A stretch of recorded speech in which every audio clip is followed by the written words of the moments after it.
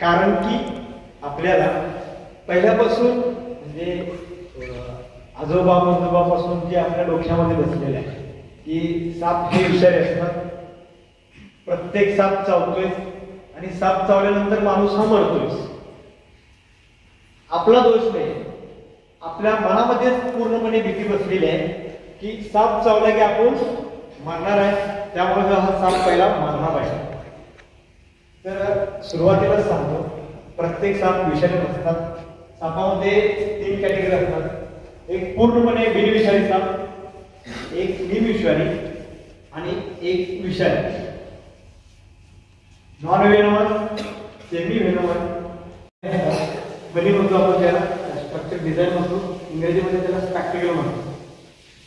नागामध्ये स्पॅक्टिकलचे भरपूर प्रकार आहेत किंवा असे एक नाग आहेत ज्याच्यामध्ये मागच्या बाजूला फुल नसते, स्पॅक्टिकल नसते, तरीही डाग ते कितके विषय असतात. तर आपण असं समजायचं नाही फुल आहे म्हणून तो अस्सल विषय आहे, बरोबर.